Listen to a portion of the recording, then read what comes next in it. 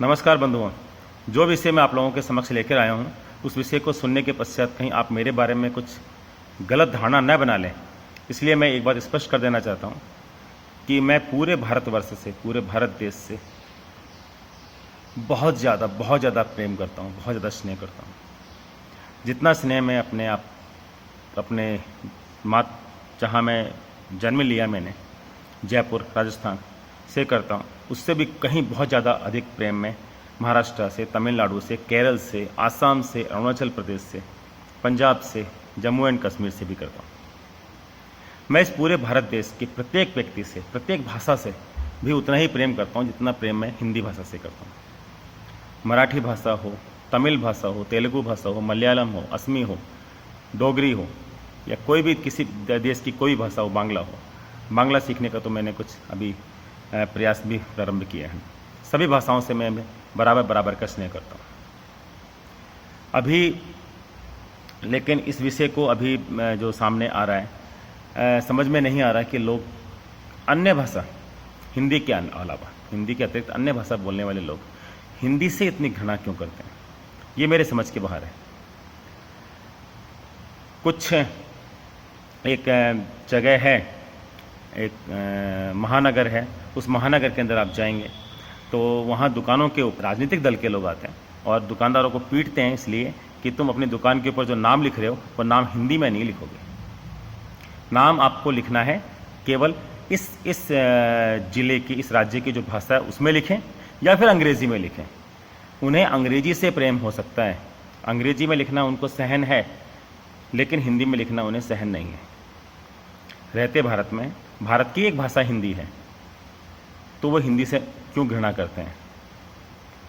किसी अन्य आप महानगर में जाते हैं, वहाँ रिक्शे वाला हो, चाहे कोई ऑटो चलाने वाला हो या कोई भी दुकानदार हो, आप उनसे यदि हिंदी में बात करते हैं तो वो आपसे इस प्रकार का व्यवहार करते हैं जैसे कोई हिंदी उन्हें बिल्कुल समझ में आई ही नहीं, जबकि हिंदी जानते होते हैं वो तब भी। और यदि आप उनसे अंग्रेजी में बात करने की कोशिश करते हो और अंग्रेजी उन्हें नहीं आती है, टूटी फूटी आती है, तो भी वो आपकी बात का रिप्लाई करने को तैयार रहते हैं। हिंदी से इतनी घृणा क्यों? यही सब बातें थी कि जिन बातों को लेकर मुझे लगा कि मैं इस विषय को रखूं आपके सामने। और हाँ, अभी इन दिनों जो महाराष्ट्र में चल रहा है, मुंबई में चल रहा है, मुंबई को लेकर चल रहा है, कुछ लोग बोल रहे हैं कि मुंबई को बदनाम कर रहे हो आप मुंबई के अंदर चलने वाले बॉलीवुड को बदनाम कर रहे हो। चाहे वो आरोप कंगना रनौत पे लगाएं, चाहे वो आरोप रवि किशन पे लगाएं। यदि कोई गंदगी है, उसमें कुछ ड्रग्स लेते हैं कुछ कलाकार, सारे कलाकार नहीं लेते, कुछ कलाकार ड्रग्स लेते हैं, यदि उनको पकड़ा जाना हो चाहिए, उनको जांच होनी चाहिए, ऐसा करके कोई बोलता है तो आप क्यों परेशान होते हो। हाँ ठीक है, अच्छी बात है ना, यदि कोई ड्रग लेता है तो उसे पकड़ा जाना चाहिए, उसे निश्चित रूप से उसको उसको उस इंडस्ट्री से निकाल के आप खुद ही बाहर कर दीजिए ना, आप खुद ही बोलिए ना आगे बढ़कर कि हाँ ये गंदगी है, साफ़ होनी चाहिए। और हमारी बॉलीवुड, हमारी जो फिल्म इंडस्ट्री है, हमारी जो मुंबई है, वो अच्छी रहे, साफ़ सुथरी रहे।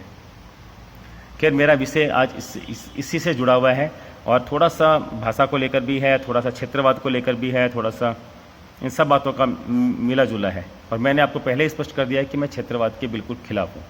फिर भी कुछ बॉलीवुड के ठेकेदार, मुंबई के ठेकेदार, महाराष्ट्र के ठेकेदार, अपने आप को महाराष्ट्र का मालिक समझ लेने वाले लोग, राजनीतिक नेता लोग बोलते हैं कि इस फिल्म इंडस्ट्री ने बहुत कुछ दिया, मुंबई ने आपको बहुत कुछ दिया। बड़े बड़े कलाकारों को बोलते हैं, वो बोलते हैं अमिताभ बच्चन से बोलते हैं, वो बोलते हैं धर्मेंद्र के लिए बोलते हैं, सुशांत सिंह राजपूत के लिए बोलते हैं, कंगना रनौत के लिए तो अभी बोल ही रहे हैं, आप लोग सुन ही रहे हैं, रवि किशन के लिए बोलते हैं कि तुम्हें इस मुंबई ने बहुत कुछ दिया है।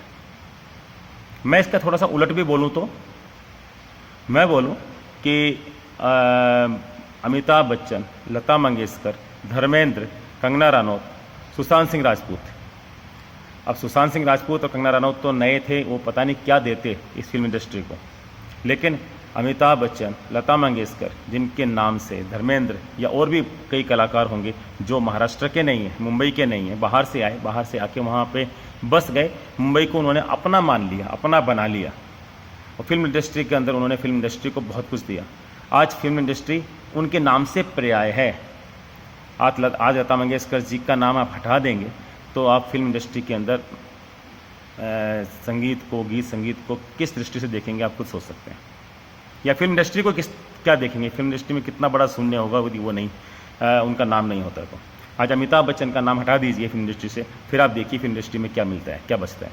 इन्होंने दिया, इन्होंने फिल्म इंडस्ट्री को दिया, फिल्म इंडस्ट्री ने इन्हें भी दिया, इन्होंने भी फिल्म इंडस्ट्री को दिया। कोई भी चीज़ एक तरफा नहीं होती है। आप बोलते हैं कि मुंबई ने इन कलाकारों को बहुत कुछ दिया। ये कलाकार जिन क्षेत्रों से आए हैं, उन क्षेत्रों में ही मुंबई में बनी हुई, बॉलीवुड में बनी हुई फिल्में ज़्यादा चलती हैं और चलेंगी भी, क्योंकि हिंदी में बनती हैं और हिंदी भाषी क्षेत्रों में चलती हैं। आज भारतवर्ष में हिंदी भाषी क्षेत्र कौन कौन से हैं, हम सबको जानकारी है। उत्तर प्रदेश, बिहार, छत्तीसगढ़, झारखंड, मध्य प्रदेश, राजस्थान, हरियाणा, हिमाचल प्रदेश, उत्तराखंड और भी कुछ स्टेट होंगे। इन सभी स्टेट्स के अंदर हिंदी फिल्में, बॉलीवुड की मूवी चलती हैं, खूब चलती हैं। वहाँ से धन कमाकर वो सारा पैसा मुंबई में आता है। बॉलीवुड कमाता है पैसा, वहाँ जाता है पैसा। तो इन क्षेत्रों से कुछ कलाकार भी सपने सजोकर मुंबई की तरफ भागते हैं, मुंबई की तरफ आते हैं। उन्हें मुंबई के अंदर कुछ काम मिलता है, वो अपनी कला से इस फिल्म इंडस्ट्री को संवारना चाहते हैं, मुंबई के अंदर और अधिक पैसा आए, ऐसा कुछ उपक्रम करना चाहते हैं। और उसके बावजूद भी आप बोलते हैं कि मुंबई ने तुम्हें बहुत कुछ दिया। एक कलाकार हैं मनोज मुंतशिर, गीतकार। आज टीवी पे जब मैं डिबेट देख रहा था तो मैंने मनोज मुंतशिर, एक गीतकार, आप भली भांति परिचित हैं इस नाम से, तेरी मिट्टी में मिल जावा गीत को जिन्होंने लिखा, वो गीतकार ने एक बात कही कि, और उसके पूर्व मैंने उनका एक ट्वीट भी सोशल मीडिया पे देखा। उन्होंने कही कि तमिल फिल्में चेन्नई में बनती हैं, तेलुगु फिल्में तेलंगाना में बनती हैं, मलयालम मूवी केरल में बनती हैं, असमी मूवी गुवाहाटी में बनती हैं, बांग्ला मूवी कलकत्ता में बनती हैं, मराठी फिल्में मुंबई में बनती हैं, और हिंदी फिल्में किसी भी हिंदी भाषी राज्य में नहीं बनती, मुंबई में बनती हैं। अब वक्त आ गया है कि इसको, बॉलीवुड को, हिंदी फिल्में बनाने वाले बॉलीवुड को अब मुंबई से शिफ्ट किया जाए और हिंदी भाषी के क्षेत्र में ले जाया जाए। भाई मनोज जी, आपने जो कहा है वो अपने जगह बिल्कुल सही है और इस पे मैं बिल्कुल एतराज़ मना नहीं कर रहा, परंतु वही बात, मुंबई भी तो हमारा है। मैं जयपुर रहता हूँ और यदि शिफ्ट करा जाए तो मैं तो चाहूँगा कि जयपुर में आ जाए। जयपुर भी हिंदी भाषी शहर है और बॉलीवुड जयपुर में हो तो कितना आनंद है, मुझे भी कितना आनंद और जयपुर वासियों को भी कितना आनंद है। जयपुर में शिफ्ट करिए ना बॉलीवुड को, लेकिन जहाँ है वहाँ ठीक है। कुछ एक सिरफिरे लोगों